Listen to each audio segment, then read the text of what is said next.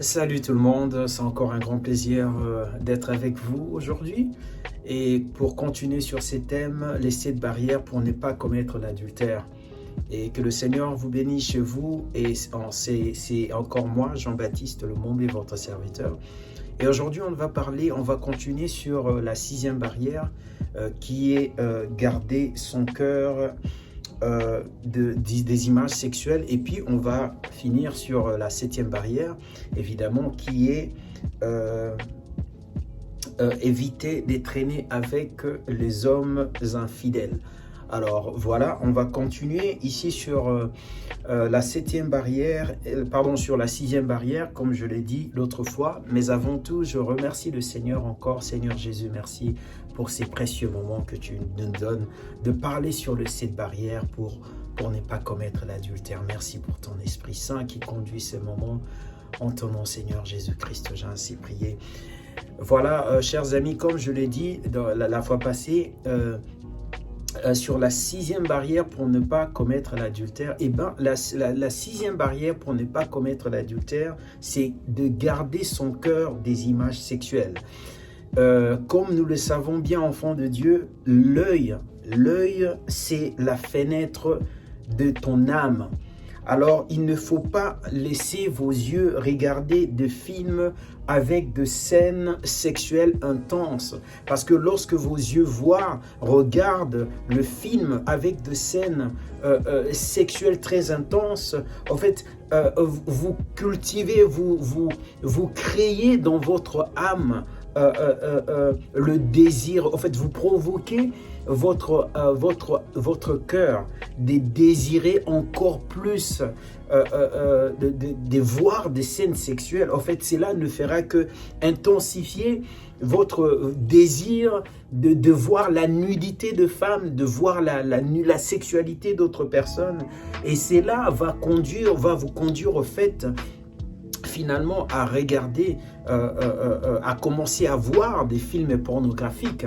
Et comme je l'ai mentionné sur ma dernière vidéo, les films pornographiques, lorsque vous les regardez en tant qu'homme marié, en tant que femme mariée, ensemble, en tant que couple, au fait, c'est une façon de saboter votre mariage. Parce que, au fait, les films sexuels, je vous assure, vont vous conduire à l'obsession sexuelle, à l'obsession premièrement de regarder encore plus de films sexuels, de films pornographiques. Mais le problème avec le film pornographique, c'est qu'il n'y a aucun film pornographique sur Terre qui peut satisfaire votre appétit sexuel, ces désirs-là de remplir votre cœur, de satisfaire votre âme. Aucun film pornographique ne peut le faire. C'est un mirage, au fait. C'est un grand mensonge de Satan. C'est un grand mensonge de la chair. Et donc, c'est une peine perdue, au fait. Et le film pornographique aussi, à force de le regarder, cela va vous conduire à l'obsession sexuelle. Et vous devenez une personne qui est, comme on dit en anglais, addictive to sex, addictive to porn. Donc vous devenez accro, en fait. Ça devient une dépendance dans votre vie. Et vous ne pouvez plus vous en débarrasser. C'est comme une chaîne qui vous lie et vous devenez esclave, non seulement de regarder les films pornographiques, mais aussi vous devenez esclave du désir sexuel. Et lorsque vous devenez esclave du désir sexuel, cela va vous conduire à l'infidélité, cela va vous conduire parce que à un certain moment, vous ne serez plus satisfait par la sexualité, que par l'intimité que vous avez avec votre femme ou que vous avez avec votre mari. Et cela va vous conduire au fait à désirer aller voir ailleurs. Et lorsque vous regardez le film pornographique, chers amis, vous voyez la nudité d'une autre personne, alors cela va créer en vous le désir au fait de découvrir réellement dans la réalité la nudité d'une autre personne que celle de votre femme ou que celle de votre homme. Donc cela n'est pas bon du tout. gardez-vous des images sexuelles. Comme je l'ai dit tantôt, je le répète encore, ton œil, c'est la fenêtre de ton âme. Alors ne laisse pas, ne te laisse pas, ne laisse pas ton œil au fait regarder quelque chose qui va aller tout droit dans ton âme, entrer dans ton âme, ensuite t'enchaîner et te rendre esclave du désir sexuel, te rendre esclave de la pornographie qui va ensuite te conduire à l'adultère, à aller voir ailleurs, à sortir de ton foyer. Donc voilà, et c'est ça. Et je veux vous parler d'un frère et d'une personne que je connais très bien. Et cet homme était marié, il était avec sa femme. Un soir, sa femme lui dit « Hé chérie, est-ce que je peux te montrer des images ici ?» En fait, la femme, sa propre femme, lui a dit « Ok, je vais te montrer des images, je vais te montrer la nudité d'autres femmes, je vais te montrer ça. » Et la femme a montré des images sexuelles à son mari. Et son mari, c'était un homme qui aimait Dieu, qui voulait servir Dieu. Mais ces soirs-là, il a manqué de sagesse. Il a accepté la proposition de sa femme. Il a vu des images sexuelles d'autres femmes sur le téléphone. Et en ce moment-là, il a ouvert une porte. Et c'est comme s'il y a un esprit mauvais qui est entré en lui. Et il a commencé à regarder des films pornographiques. Et ensuite, c'est là, parce qu'il n'était pas satisfait avec des films pornographiques, il a commencé à aller coucher avec des prostituées. Et c'est là les a conduits au divorce. C'est vraiment malheureux. Et ça a commencé avec une petite chose. Sa femme lui a dit « Je vais te montrer la nudité d'autres femmes ». Et au lieu de dire non, il a accepté. Donc c'est pour vous dire, chers amis, soyez prudents, ne vous exposez pas aux images sexuelles. Gardez vos cœurs des images sexuelles, car cela peut vous détruire votre mariage, détruire votre foyer, vous conduire à l'adultère. Et cela n'est pas bon. Et la 7e barrière pour ne pas commettre l'adultère, chers amis, c'est d'éviter de traîner avec les hommes qui sont infidèles avec leurs femmes. Si tu as un ami ou tu as un frère ou quelqu'un dans ton entourage est un homme, parlons des hommes, est un homme qui a déjà commis l'adultère ou qui vit dans l'adultère, il faut éviter de fréquenter ces genres de personnes.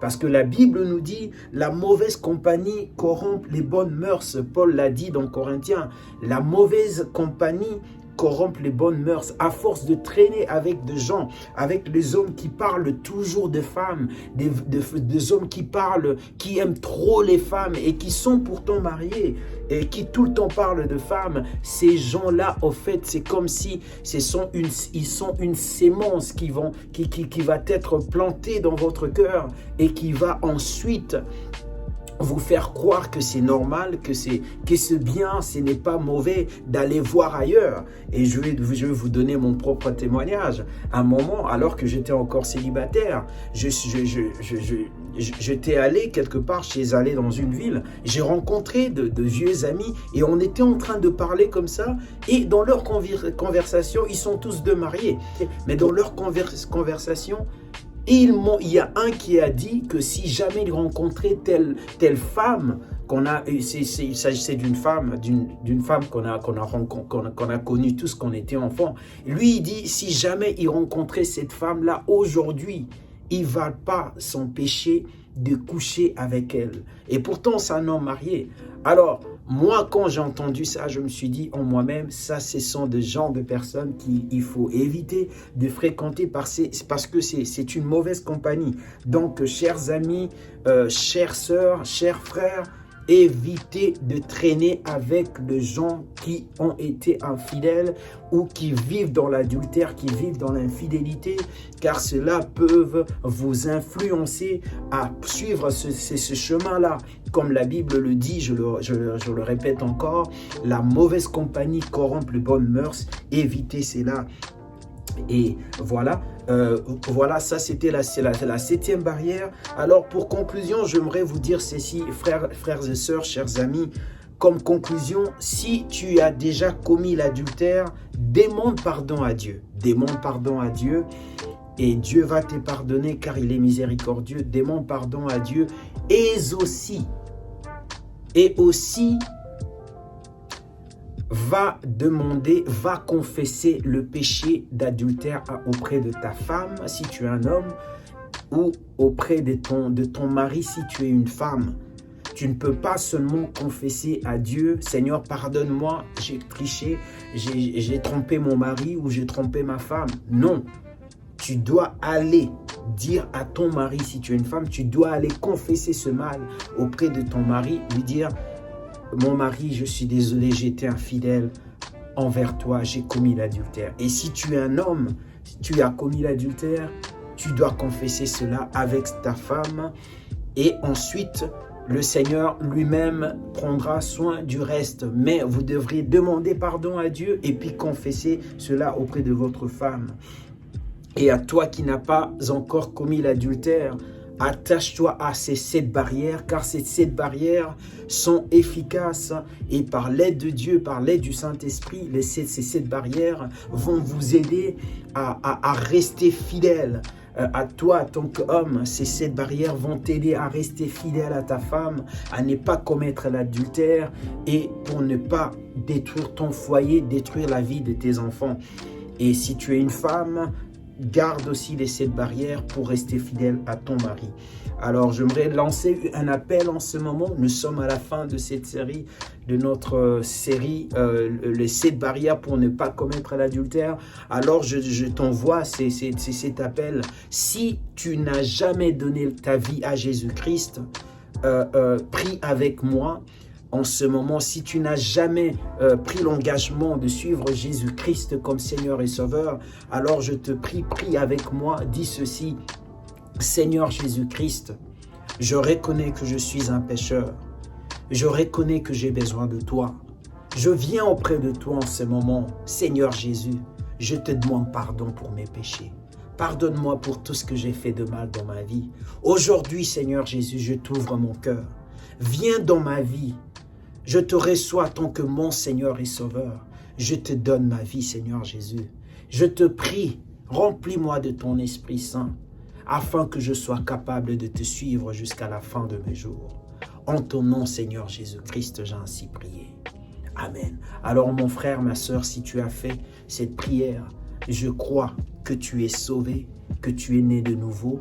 Crois en cela, crois que tu es aussi sauvé, que tu es né de nouveau et que le Saint-Esprit va conduire ta vie jusqu'à la fin de tes jours. Que le Seigneur vous bénisse. Merci d'avoir regardé cette vidéo, d'avoir regardé et suivi toutes les 7 barrières pour ne pas commettre l'adultère. Et bientôt, je veux venir avec, je veux faire une vidéo sur le thème « Que faire si ton époux ou ton épouse a commis l'adultère, que faire? Quelle est la procédure? Je veux venir avec cette vidéo peut-être dans quelques semaines, selon que le Seigneur nous permet. Dans l'entretemps, que le Seigneur vous bénisse. Merci chez vous et que le Seigneur vous fasse beaucoup de bien. Merci infiniment, je vous aime.